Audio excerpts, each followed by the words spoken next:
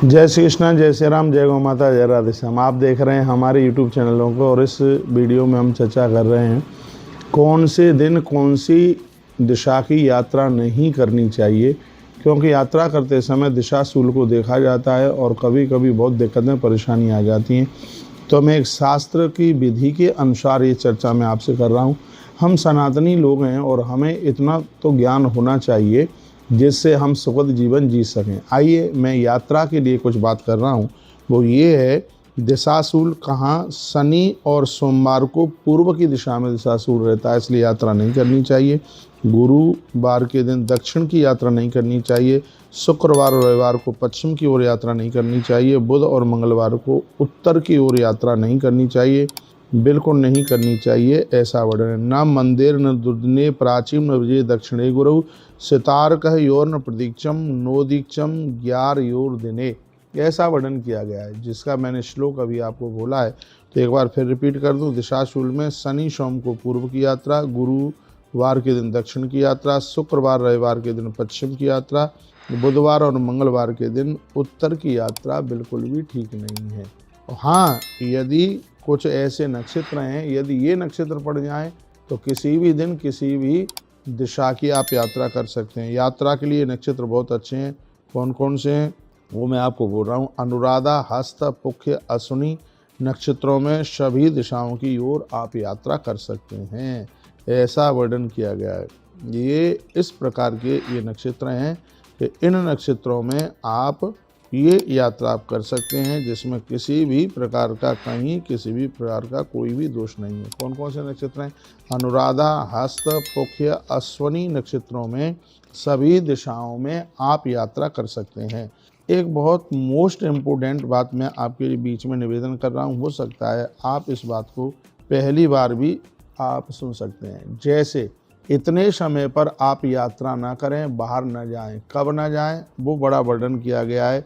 कहा गया है कि तस्मान मनुष्वनाम यत्तान फल हेतुर मनोदया। फिर कहा गया उत्सवो उपनयो द्वाहा प्रतिष्ठा शौच सूतके। तो इसका अर्थ आप समझ लीजिए। इसका अर्थ यह है कि यदि परिवार में कोई उत्सव होने के लिए जा रहा है तो अपनी यात्रा रोक दीजिए, उस समय आप अपने घर रहिए, यात्रा टाल दें। उपनयन संस्कार, यदि कोई जनेऊ संस्कार हो रहा है तो भी यात्रा रोक दें, नहीं जाएं। विवाह, घर में कोई विवाह है परिवार में, तो आप विवाह का मंगल कार्य जब पूरा हो जाता है तभी प्रस्थान कीजिए। इतने समय पर बाहर की यात्रा न करें। फिर कहा यदि किसी मंदिर की प्राण प्रतिष्ठा हो रही है तो उस समय भी आप अपनी यात्रा को रोक दें, प्रस्थान न करें। और फिर कहा परिवार में यदि सूतक लगा हुआ है तब तक वो सूतक उतर नहीं जाता है, तब तक आप आगे की यात्रा न करें, तब तक उसे बिना पूर्ण किए यात्रा न करें। यह जीवन जीने की इच्छा वाले हेतु आवश्यक है। तो धर्म कर्म को जो मानते हैं ये उनके लिए वर्णन किया गया है। लिखा है असमाप्ते न कुर्वित यात्रा मृत्यु जीजे विशेषु तस्मान मनुष्वा यत्नान फल हेतु मनोदया उत्सवो उपनयो द्वाहा प्रतिष्ठायो शौच सूतके। तो इतने समय पर यात्रा को आप कैंसिल कर सकते हैं। अब और भी है, यात्रा में यदि कुछ ऐसा अपशकुन हो रहा है तो भी अपनी यात्रा टाल दीजिए। वो क्या क्या है? यात्रा प्रारंभ करते समय यदि दो भैंसे आपस में लड़ते हुए नजर आवें तो या तो यात्रा टाल दें या फिर ये उपाय करके जाएं, वो भी मैं आपको निवेदन करूंगा।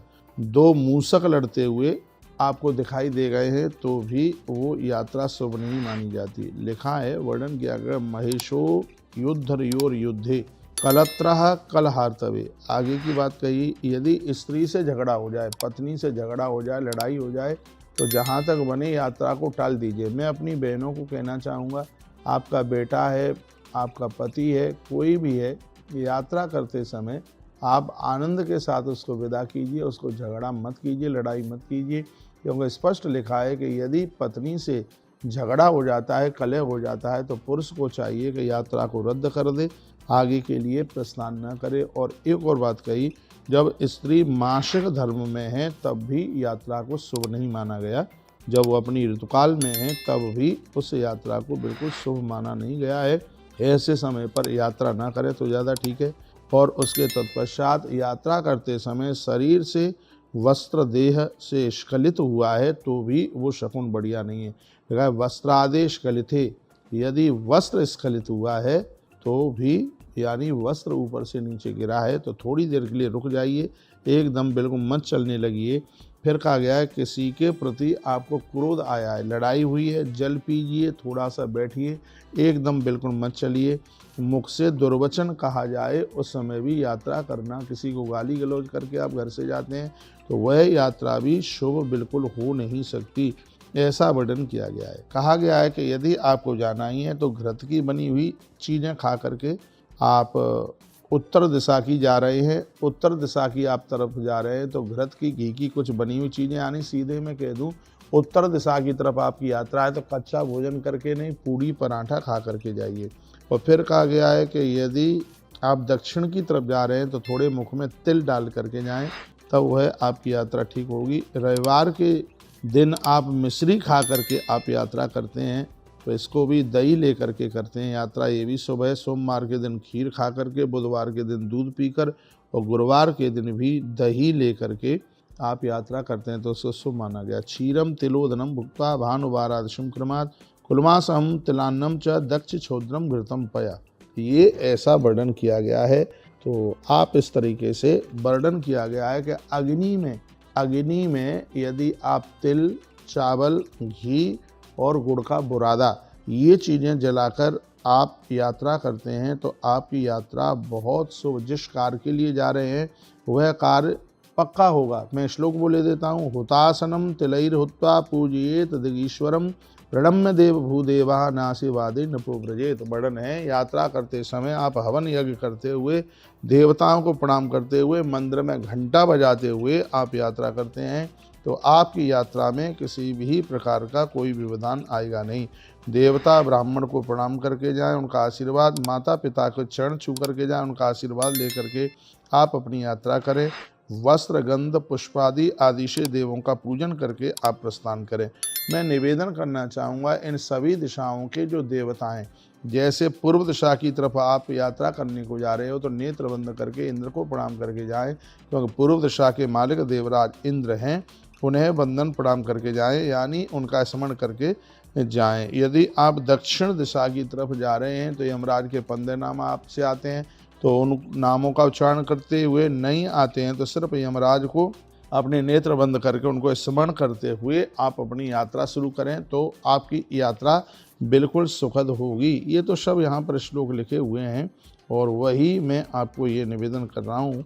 और तत्पश्चात यदि आप पश्चिम दिशा की तरफ आप यात्रा कर रहे हैं तो उस दिशा के मालिक भगवान वरुण देव हैं।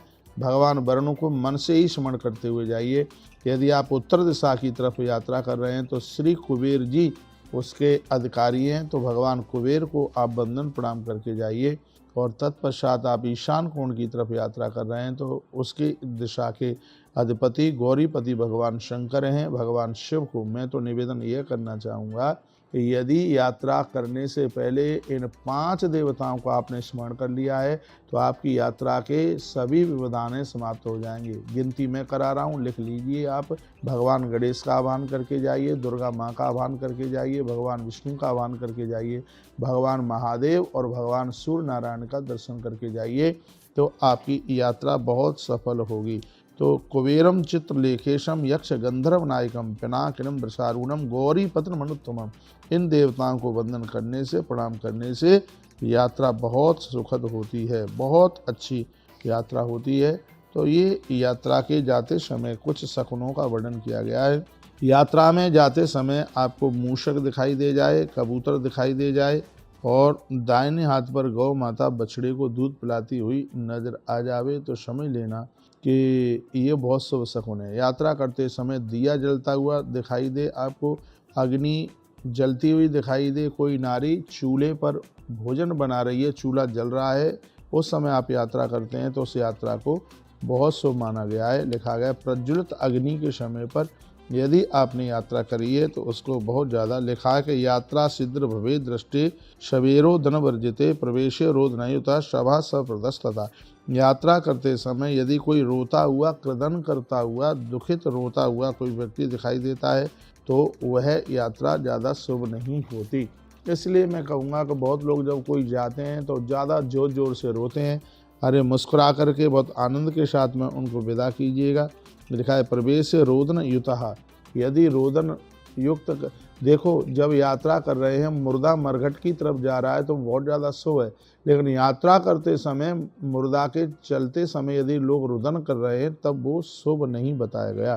तो बड़ी अच्छी अच्छी सी बातें कही गई हैं। यात्रा के समय पर जलती हुई अग्नि और अश्व, सफ़ेद रंग का अश्व, राज सिंहासन पर बैठा हुआ राजा और सौभाग्यवती नारी ये दिखाई देती हैं। ईख का दर्शन होता है, ये भी बहुत ज़्यादा शुभ है। दही गोबर दिखाई देता है। धुले हुए वस्त्र लेकर कोई आ रहा हो, चूना, शंख, सफ़ेद बैल, ध्वजा, सौभाग्यवती नारियां, जल से भरे हुए कलश, घड़े दिखाई देते हैं, तो ये बहुत ही ज़्यादा शुभ है।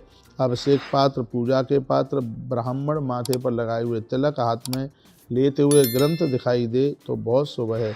गौ माता दिखाई दे जाए बहुत ज़्यादा। घंटा, बीड़ा, संगीत के वाद्य बजते हुए यदि कोई वेदों के मंत्र सुना रहा हो तो बहुत ज़्यादा शुभ है। मैं भी आश्रम से जब कथा करने के लिए जाता हूँ तो यहाँ के ब्राह्मण बालक वेद मंत्र सुनाते हैं। लिखा है भेरी मृदंग पटह घंटा वीणा दिनस्वना वेद मंगल घोषा शिव यायनाम कार्य सिद्धता।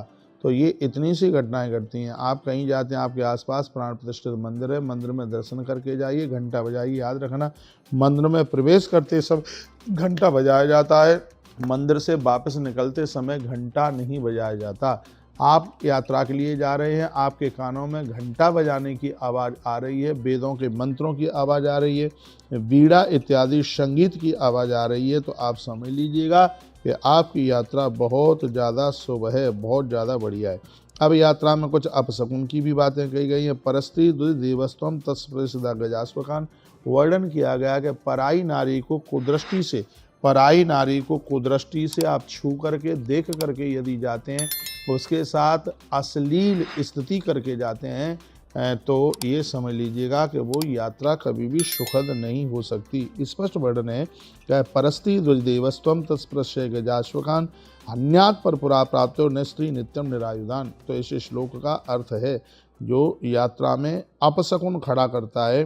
तो देखिए, ये मैं कहूँगा कि जब आप घर से निकलते हैं तो मंदिरों को बाईं तरफ ना करते हुए उसको दाईं तरफ करते हुए ही आप जरूर निकलें। यदि छींक हुई है किसी को तो यह अशुभ है। बालक, वृद्ध, रोगी, कफ वाले व्यक्ति की छींक बिल्कुल, देखो इसमें कहा गया है यदि किसी छोटे बच्चे को छींक हुई है, किसी बूढ़े आदमी को छींक हुई है, किसी रुग्ण व्यक्ति को छींक हुई है, जिसको कफ इत्यादि की बीमारी है उसको छींक हुई है, तो इनकी छींक को अशुभ नहीं माना जाता। ऐसा भी यह वर्णन किया गया है। ये ऐसी बड़ी अद्भुत बात कही गई। लिखा है यद बाल वृद्ध रोगी पिनश्य कही कृतम। तो इनको जो छींक हुई है उनकी छींक को बिल्कुल अशुभ माना नहीं गया। पर स्त्री का स्पर्श करने वाला, ब्राह्मण देवता के धन का अपहरण करने वाला व्यक्ति, उसकी यात्रा कभी भी मंगल में नहीं हो सकती। चलते समय यदि किसी ने किसी को लात का प्रहार किया है तो उसकी भी यात्रा बहुत ज़्यादा अशुभ है। तो ये इतनी अच्छी अद्भुत बातों का वर्णन किया गया है।